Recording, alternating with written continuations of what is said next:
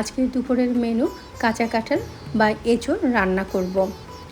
তোমরা কি বলো, কাঁচা কাঁঠালকে কাঁচা কাঁঠাল বলো না এঁচোড় বলো? আমরা কিন্তু এঁচোড় বলি।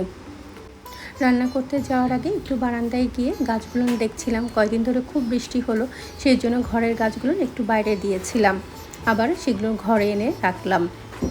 আর রান্না করার আগে আমি একটু পেঁয়াজগুলো কুচি করে নিচ্ছি।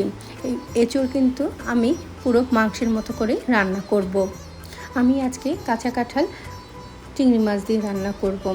অনেকে না মাংস দিয়ে রান্না করে। যেভাবেই রান্না করা হোক না কেন, কাঁচা কাঁঠাল খেতে কিন্তু খুব মজা লাগে। আমার কাছে তো ভীষণ প্রিয় এই কাঁচা কাঁঠাল। খেতে তো মজাই লাগে, কিন্তু কুটতে অনেক সময় লাগে। আজকালকার হেল্পিং হ্যান্ডরা না এই কাঁচা কাঁঠাল মোটেও কুটতে চায় না। ওদের চেহারার দিকে তাকানোই যায় না যদি বাসায় কাঁচা কাঁঠাল নিয়ে আসি। এই কাঁচা কাঁঠাল আমি একটু মাংসের মতো করে রান্না করব। এই জন্য প্রথমে পেঁয়াজ কুচি করে নিয়ে তার মধ্যে একটু টমেটো আমি কুচি করে নিচ্ছি, কারণ এই কাঁচা কাঁঠালের মধ্যে টমেটো দিলেও কিন্তু বেশ ভালোই মজার হয়।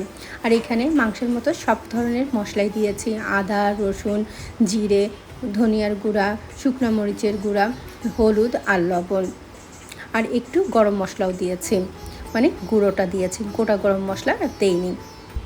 আমি আজকে কাঁচা কাঁঠাল রান্না করব চিংড়ি মাছ দিয়ে। আমার মা কাঁচা কাঁঠাল যখন রান্না করতো, আমি না তখন কাঁচা কাঁঠাল মোটেও খেতাম না। আমি কিন্তু কাঁঠালের বিচিটা খুব পছন্দ করতাম, ওইটা খুঁটে খুঁটে খেতাম। অথচ দেখো এখন আমার কিন্তু প্রিয় খাবার হয়ে গেছে। আমি প্রতি বছরেই গরমে সবসময় একবার হলেও এই কাঁচা কাঁঠাল বা এঁচোড় রান্না করবই। আমার আর আমার হাজব্যান্ডের খুবই প্রিয় এই এঁচোড়। আর এঁচোড় রান্নার পাশাপাশি আমি মুরগির মাংস রান্না করেছি, কারণ বাচ্চাদের তো মুরগির মাংস লাগবে, ওরা তো আর এঁচোড় খাবে না। আর এঁচোড়ের মধ্যে একটু ঝাল ঝাল হলে না বেশ ভালো লাগে। আর কাঁঠালটা না বেশ ভালো মিষ্টি ছিল, জানো, পুরো তরকারিটাই একটু মিষ্টি মিষ্টি লাগছিল। আর আমি এখানে গরম মশলার গুঁড়োটাও দিয়ে দিলাম। খেতে কিন্তু বেশ ভালোই হয়েছিল। তরকারিতে পানি দিয়ে এসে এই পাশে ঘরের মধ্যে যে সমস্ত গাছগুলো আছে পানিতে, সেইগুলোতে আবার নতুন করে পানি দিয়ে দিলাম।